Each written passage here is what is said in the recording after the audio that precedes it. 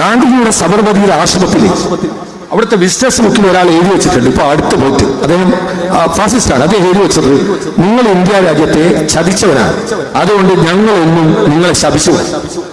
സബർമതിയിലെ visitors ബുക്കിൽ എഴുതി വെച്ച, നിങ്ങൾ ഇന്ത്യ രാജ്യത്തെ ചതിച്ചവരാണ്. എവിടെയാ ചതി?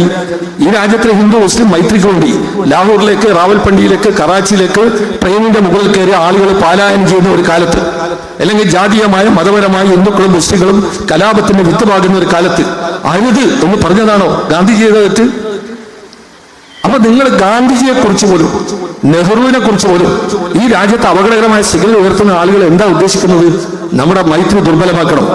നമ്മുടെ മൈത്രി എന്ന് പറയുന്ന ഒരു കൺസെപ്റ്റ് നമ്മുടെ രാജ്യത്ത് ഒരുപാട് സംഗതികളുണ്ട്. ഇപ്പം നേരത്തെ ഇവിടെ ചൂണ്ടിക്കാണിച്ച ഒരു സംഗതി, കോഴിക്കോട്ടെ മാൻഹോളിൽ നിന്ന് നൗഷാദ് അദ്ദേഹം അതിഥി തൊഴിലാളികളെ രക്ഷിച്ചപ്പോഴാണ് ചില വർഗീയ വർത്തമാനം വന്നപ്പോൾ നമ്മുടെ പ്രിയപ്പെട്ട മുഖ്യമന്ത്രിക്ക് പോലും പറയേണ്ടി വന്നു, കേരള തകാടി. അങ്ങനെ പറയേണ്ടി വന്നത് എന്തുകൊണ്ടാണ്?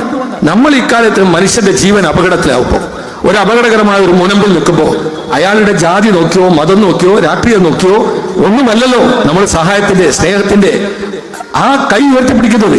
അത് നമ്മൾ ഈ രാജ്യത്ത്, ഞാൻ പറയട്ടെ, എല്ലാ വിഭാഗം ആളുകളും ഇപ്പൊ നിങ്ങൾ പത്രം ഏറ്റവും അവസാനം കേരളത്തിൽ തിരുനാവായിൽ കുംഭമേള നടക്കും. ഞാനിപ്പോ യൂട്യൂബിൽ കാണുന്ന സംഗതി എന്താ വെച്ചാല്, ആ കുംഭമേളയിലേക്ക് പോകുന്ന പ്രിയപ്പെട്ട ഹൈന്ദവ സഹോദരങ്ങൾക്ക് നാരങ്ങ വെള്ളം നൽകാൻ മുഹമ്മദും അക്ബറും അഷ്റഫും വച്ച്.